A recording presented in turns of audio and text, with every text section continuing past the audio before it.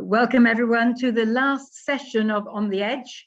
We have Canon Steve Mansfield here today, who's going to talk about the trauma of theology.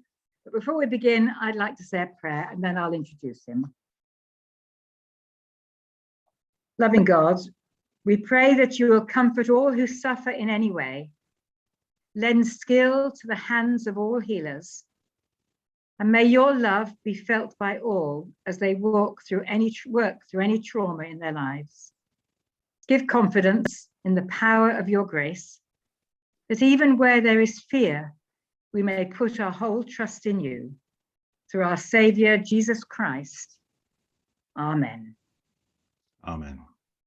So I'm delighted to welcome Steve to conclude this series. Steve is Vicar of All Saints Saughall and St Oswald, Backford, and Rector of Holy Trinity, Capenhurst, but he is here especially because he's a mediator for both interpersonal and large group conflicts.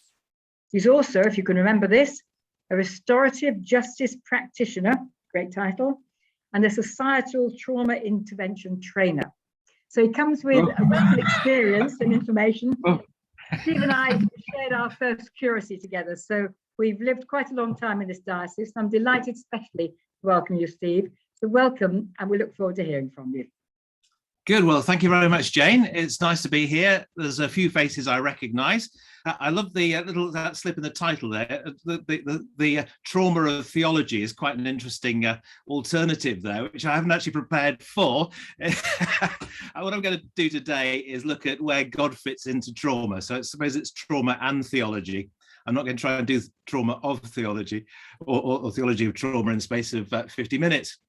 But I want us to sort of try and connect with this as a subject, which is uncomfortable in some ways for some, because it can be a bit close to home. For others, it can be distant. For others, entirely theoretical and a little bit off beam. But really, the question I want us to think about is where does God fit in, and how do we connect with God when we find ourselves in a place where we're completely overwhelmed, all our senses are overwhelmed, and we find ourselves just unable to cope for one reason or another. And that's really where I want to define what I mean by trauma. Because this is not just about stress written large. This is about being put in a position where you find yourself literally trying to survive, trying to cling on to that which is around you, anything, in order just to be able to cope with the here and now. It's the point at which the rational part of our brain and our emotional sides of our brain are being short-circuited by more immediate needs of just being able to protect ourselves. Psychiatrists and psychologists would be talking about it's that moment where the body takes over in order to preserve itself, and the rest of the brain catches up later. We just find ourselves for the moment an immediate reaction of freeze, fight or flight, and it's purely just how do I survive in the moment. Now, this is something that is probably in this country for some time been related to very much on an individualistic level, because it's some time since we've had the kind of societal trauma that the previous generations that faced the last two world wars actually had to confront. In this country, compared to a lot of countries, a lot of places around the world, trauma is a stranger to our door when we look at it on that kind of national type level. Trauma may be familiar in terms of bereavement, maybe accident, criminality, but really those are in a sense are much more individual impact rather than a wider societal impact. But I want us to think for a moment really in relation to that event that was there at the beginning of the 20th century, of the First World War, thinking back to the soldiers that returned, there seemed to be two opposite and extreme reactions. Atheism grew, and so did the number of ordinations, applications for the priesthood. And I find it fascinating to ask the question, why is it that people then said, because of what I saw, it changed me and I did X? And for some, that meant no faith. And for others, it meant going out in faith.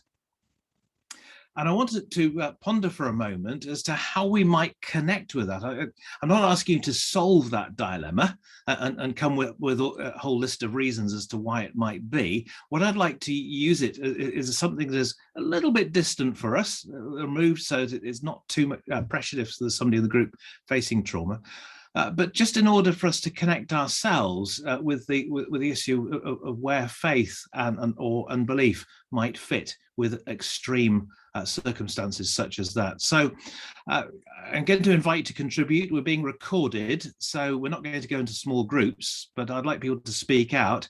There is a nifty little trick with Zoom that if you have got your settings in such a way that the default is if you press and hold the space bar, you can use it a bit like a walkie-talkie to turn your mic on, let go of the space bar and it goes off. May not work for everybody. It depends on your standard settings. But I would just like to ask anyone who'd like to contribute from the floor at this moment, how do you connect with that issue or that dilemma? Helen.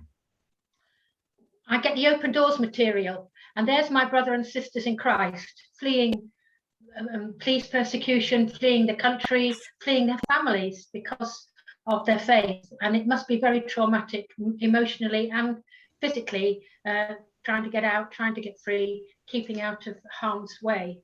That resonates with me quite a lot, and thankfully I can pray about it, but it's something I've never encountered. So, I haven't ever experienced that sort of thing. So persecution as a crucible for faith, there is something that you're identifying with. Yeah, okay. Thank you, Helen. How about others? Jackie. I've been involved, I suppose, professionally a bit as a social worker. I was working in Liverpool at the time of the crushes and everything, with the football disaster in Sheffield, Hillsborough.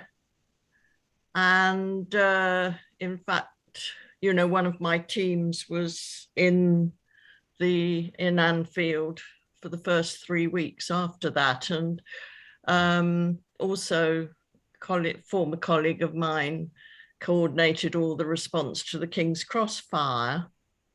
So I think there's a sort of level in between what you were saying about societal and individual response, because that was a city that was responding to a major event. And of course, in Manchester, we fairly recently had again terrorist incidents.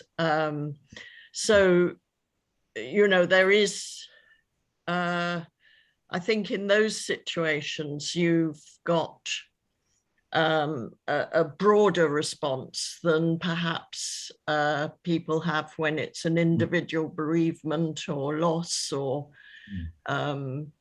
trauma of some other type. And how did you see people responding to that in terms of faith or unbelief? I suppose, I mean, Liverpool's a city of faith in many ways, actually. Yeah, I think it, I'm not sure I could respond to that, as I wasn't sort of living in the city.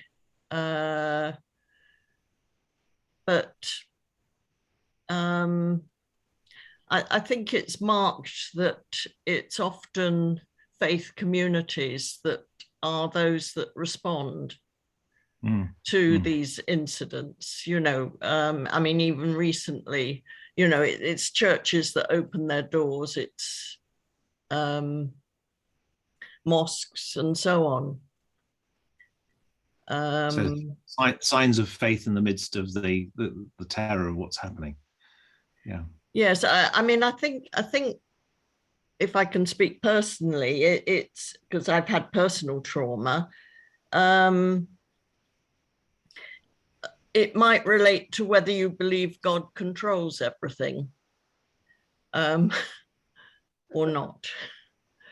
Whether God's alongside you or whether he's out there, you know, because if you feel, and also so the issue of sovereignty is important there. Okay, Jackie, I'm going to stop you. I'm going to bring Jane in, because Jane was indicating if there's somebody else in the group that wants to wave, then I'll line them up as well after Jane. But Jane, welcome. Thank you. I was reminded of Corrie ten Boom's story when she left the concentration camp after her sister had died there, obviously, in all the horrors she'd seen. She set up a home, a nursing home for former guards, because she realised that the guards and the people who had been perpetrating such horrors were severely damaged, and that they needed help, they needed healing, they needed God. Her faith was deepened in a way, and she was able to see beyond what we as a society see as the immediate victims of the Holocaust. And she was able to extend her faith to the perpetrators as well. And she said, there is no pit so deep that God is not deeper still. And I think there are two different types of reaction, as you say. You know, some people will focus on the victims, focus on the hurt and so on, without looking at the bigger picture. And the bigger picture is what led up to that, what created the climate for that to exist, and all the damage that it does to the wider community itself.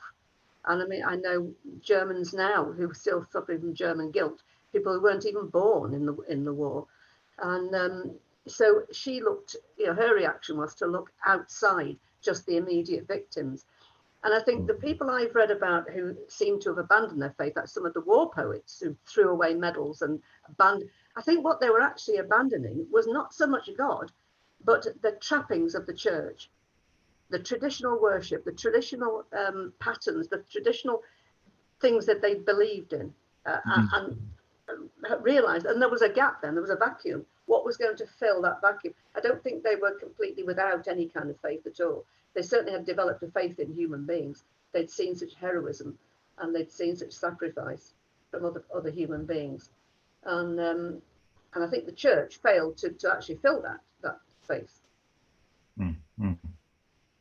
Thank you very much, Jane. Is there anyone else that would like to contribute? And then I can see a wave from Chris. I've been in an interesting position of, I do a lot of work with asylum seekers and refugees, and seeing the importance of their faith when they share some of their incredibly traumatic experiences. I find it very interesting that my faith sits along their side, their faith. Mine gets me through the listening and sometimes the visuals that they have on, you know, on their phone that you really didn't want to see, and watching the parallel of the two faiths together work. And in the last, you know, week or so, in how disturbed some of the families have been about the episode in Liverpool, you know, the women's hospital recently, worrying whether what they've come from is following them, and how that, and it's made their faith much more evident than it was perhaps in the previous few weeks, and much more upfront with me.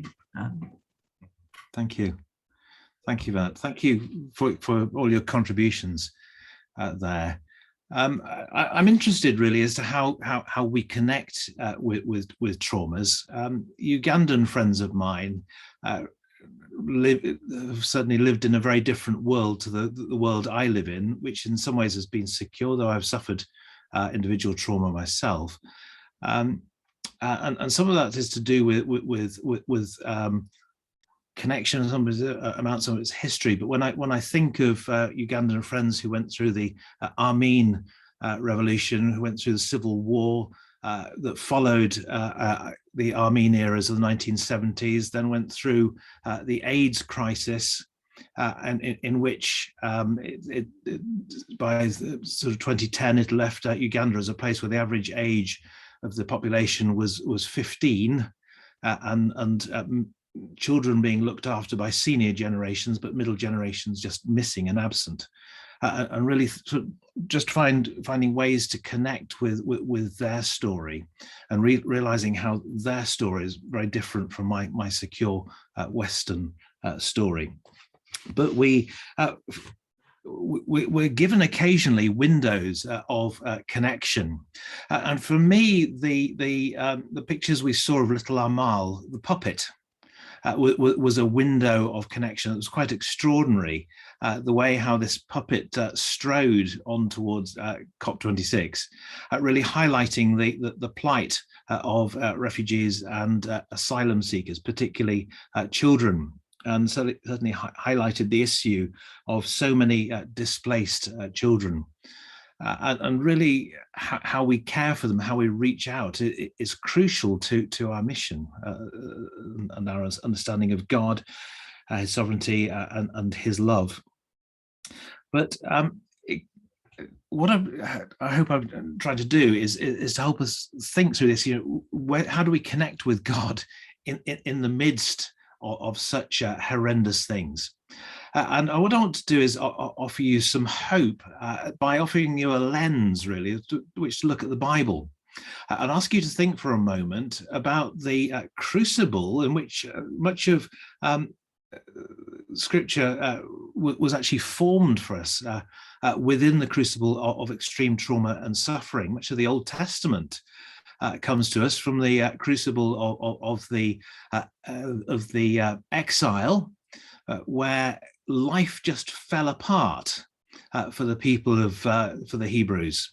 After the long period of the kings and the rebellion by the various kings, Assyria came along, and everything they knew of was destroyed and dismantled. The temple was gone, the people were exiled, taken out of the land, and they found themselves in another place.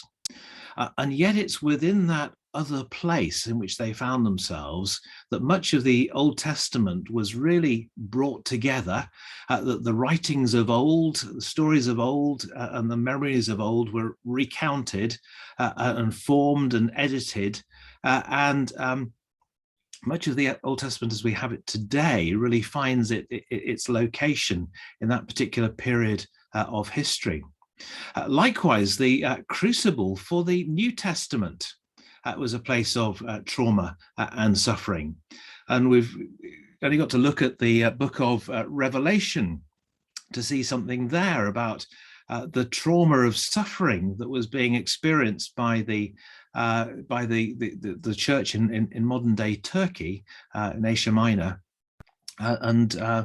I've been to Patmos. I've been to the place to the cave where John is supposed to have received his revelation, and it's a beautifully tranquil island and place, stunning surroundings. But just to imagine that only 20 miles away, the church was being decimated.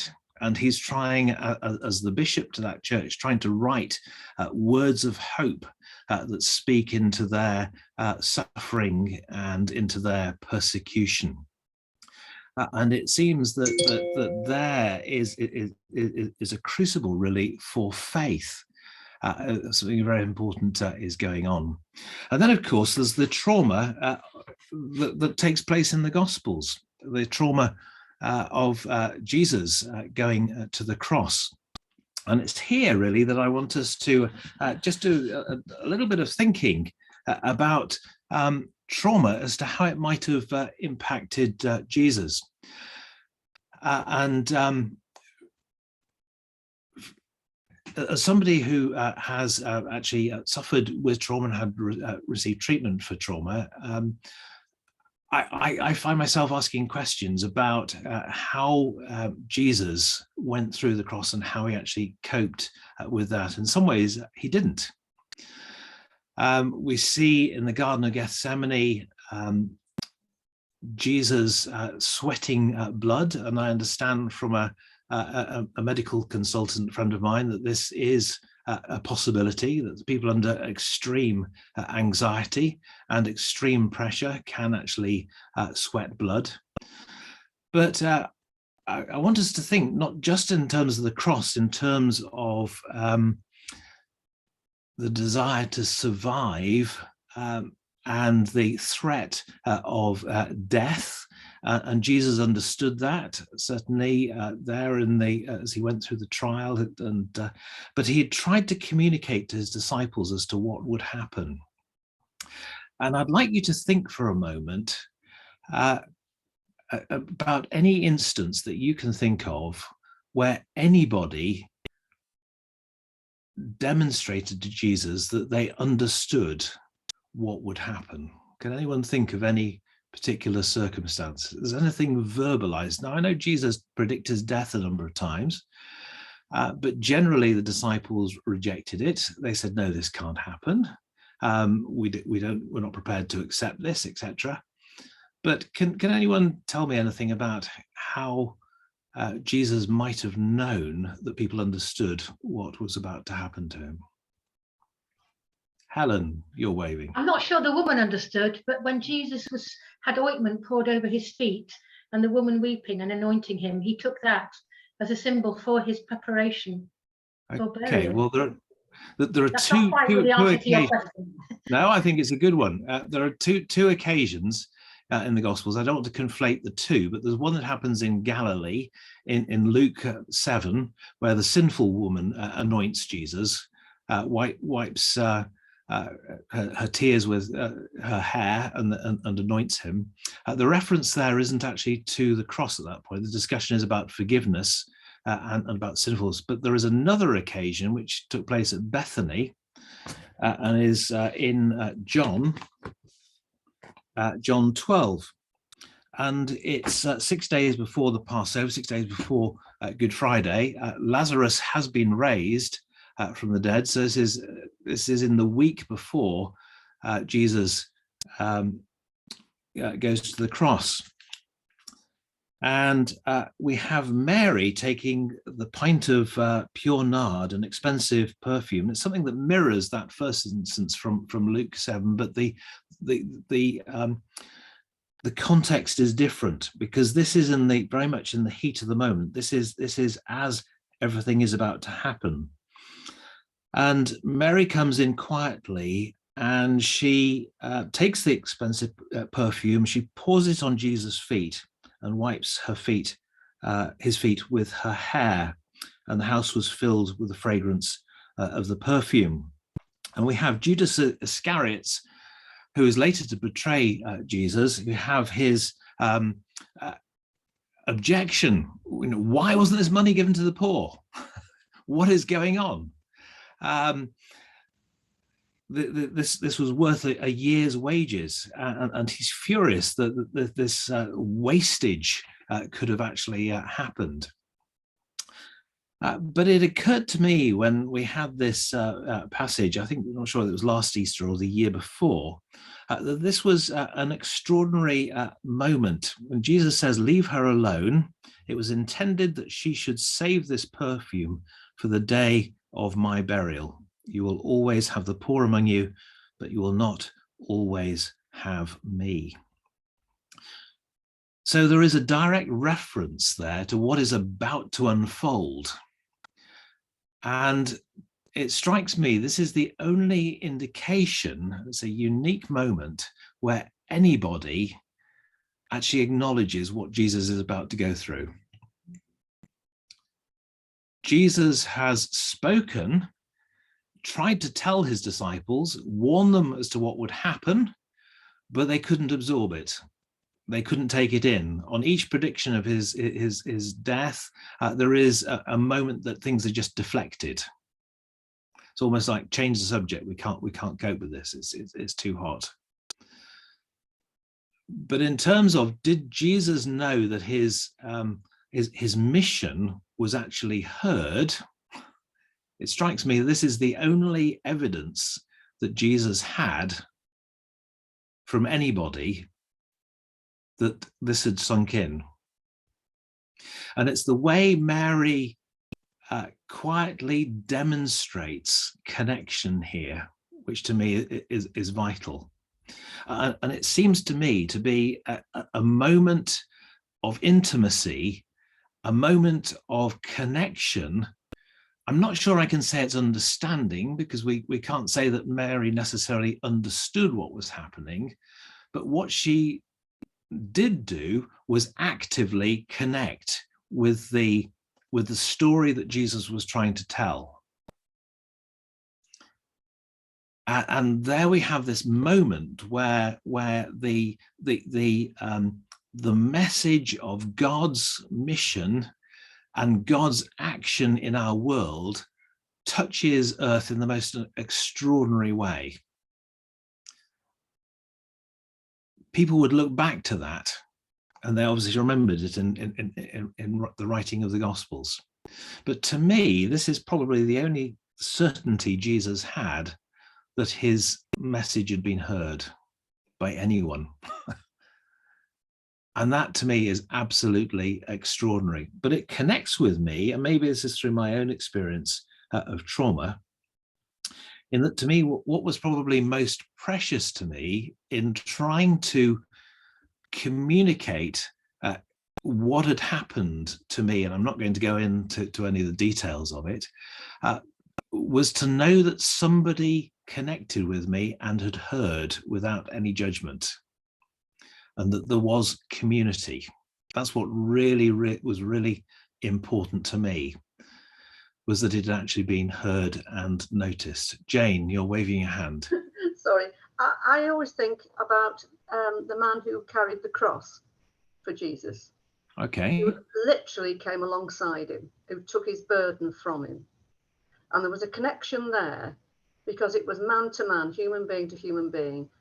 I know what you're going through. He was obviously very damaged physically and under great stress mentally. And I know he was ordered to carry the cross, but he literally carried the cross for him. And I think that simple ordinary man who gets just that one mention in the whole Bible, you know, he was there alongside, literally physically alongside Jesus, carrying the cross for him. And I think that showed a remark on the people who will bear our burdens for us sometimes when we're suffering.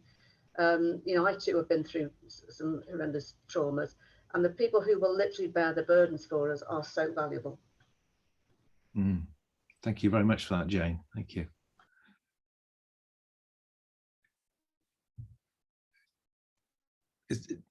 Does anyone else want to interject at this point? You're very welcome to comment. Yeah, Helen. Sorry, me again. Just to say, I think it's very interesting that it was the women who Jesus first announced his resurrection to a woman who was very close to him too. And it's as though, I hate to say, well, no, I don't hate to say this. I think the women were more in tune with Jesus than his male disciples were quite often. John perhaps clued in quicker, but a lot of the male disciples didn't. But the women seem to be on the ball. That's all I'll say. Thank you very much.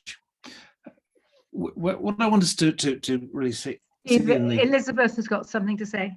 Yeah. Where's Elizabeth? Didn't Thomas in John say, "No, let us go and die with him"? Can you give us where that was? I'm just trying to think of is it Garden of Gethsemane? When he was talking, is it John 11? When they were talking, Jesus was talking about going to Jerusalem.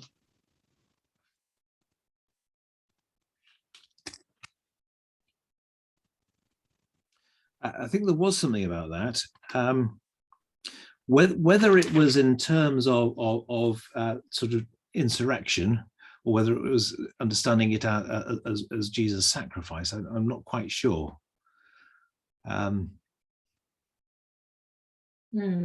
It was in the context of them going to Lazarus's tomb. Jesus delayed setting off, and it was part of that episode. Okay. Thank you for those observations. What I want to bring us to is that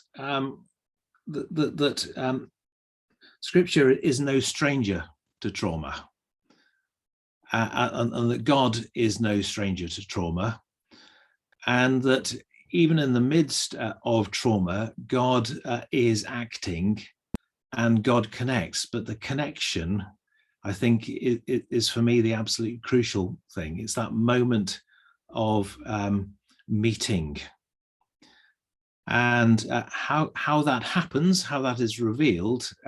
I can't say I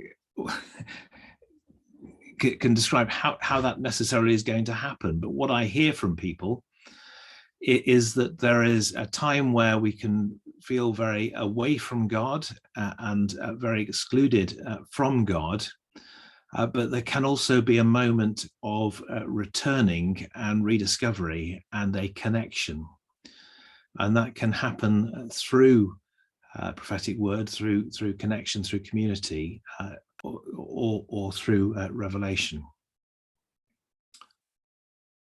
So can I hand it to the group to sort of be able to speak and to say what they would like to for the remaining 7 minutes we've got of this session? Which I can't see everybody on the screen, so Pam.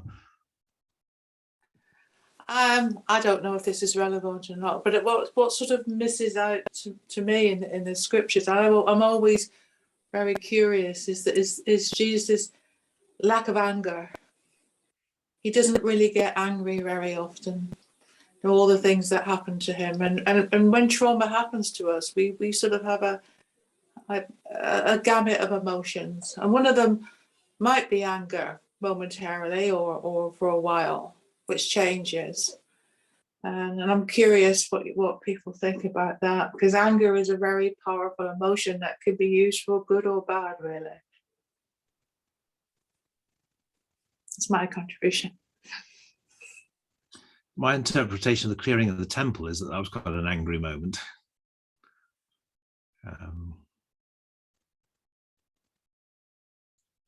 And he was certainly angry with Peter.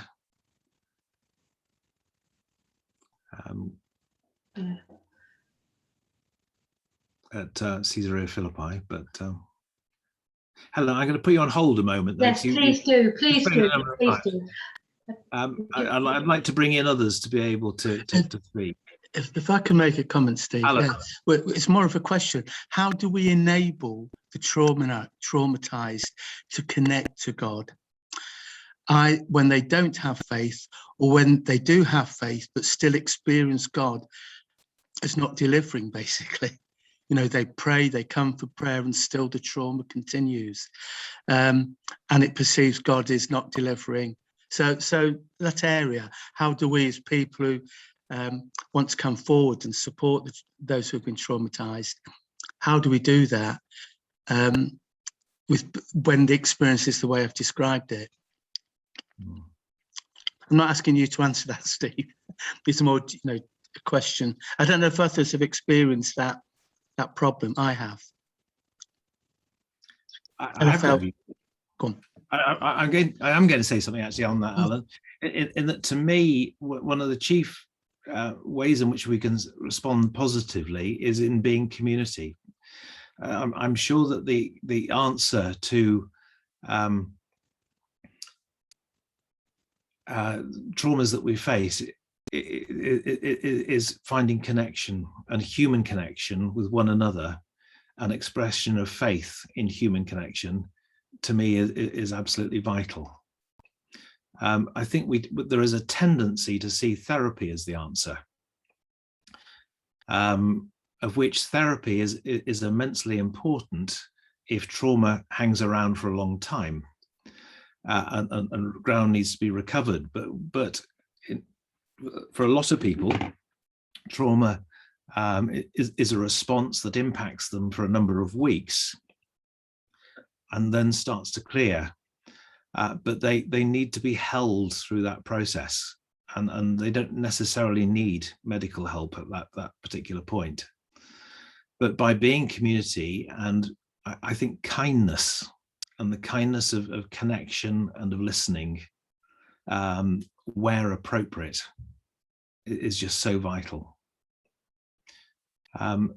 Listening has got a little bit of reservation on that, in that sometimes I'm certainly very hesitant about the role of counselling in trauma, because it can, if it re-traumatizes, if it just takes the person back to the trauma again, that is a complete no-no. But being there with people and sharing the intensity of the moment with people, I think, is the greatest gift. And to me, faith is not just about where we are individually. Sometimes faith is about being carried by others, which means that we've got to be there with them and sometimes carrying people. Did Keith Davis, is your wife, did you have your hand up? You're on mute, by the way.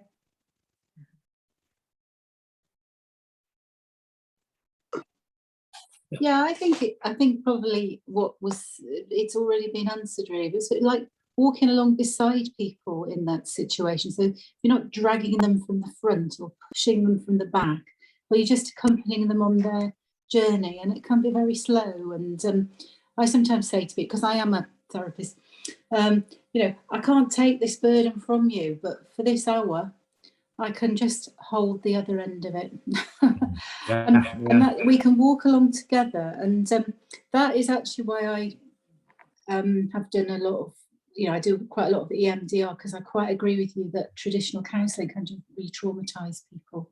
So, but don't sort of think, oh, this is too much for me. I'm not a trained professional. Don't underestimate the power of love, and just being with somebody is just massive, isn't it? It's connection. So I don't understand, but I'm trying, and that counts for such a lot. And don't talk too much. Big thumbs up to EMDR. I'm a great fan. Yes. Yeah. Okay. Jane's spoken before, but if just wanted to give other people a chance, if there's,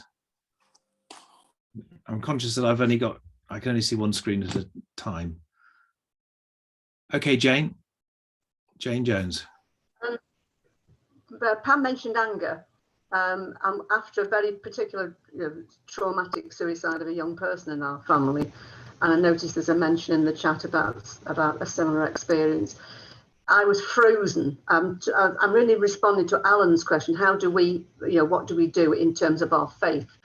I was completely frozen and could not pray for about 2 years. But Trevor Dennis, who was Canon Vice Dean at the time, and his wife's a good friend of mine, he came round to see me and he said, it's okay to get angry with God. And I had not thought that was okay at all. And he gave me permission to get angry with God. And when he'd gone, I prayed and I cried and I kicked the settee and I absolutely let rip. And I said to God, how could you allow this to happen? And that, excuse me, was so cathartic. It was wonderful. And I think sometimes, as Pam was saying, anger can go both ways. And it did me so much good to acknowledge that anger. Thank you. What I'd like to encourage people to do is to try and deal with the fear of not. It's easy not to connect with people. I think this came up in the chat. I think Monica has mentioned that. Monica, can I just acknowledge your grief there in the chat? But just the importance of making connection with people, and I just find such an encouragement really from Mary, who didn't have to find the words. She just found the bottle of nard and came and wept. And that's what was needed. And she was there, she said nothing. And she got the criticism, but it was what Jesus needed. and just the value of that for Jesus as a gift from humanity to Jesus before he died. That just is incredible to me. Absolutely incredible. Definitely worth a year's wages.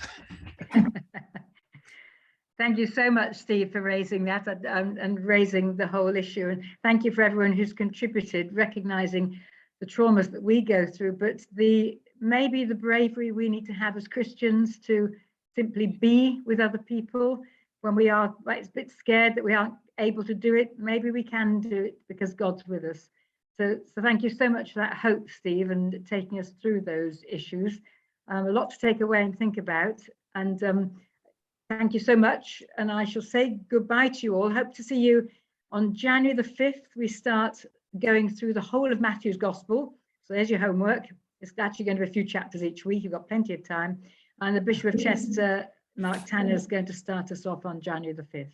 You will get information about that, but I'm just telling you ahead of time. So have a happy Christmas. That seems a terrible thing to say before Advent, but I hope you have a good break if you manage to get a break. And I hope to see you in the new year. Thank you very much. Thank you, Steve. Thank you, Steve. Thank you. Thank you, Steve. Thank you, Jane. God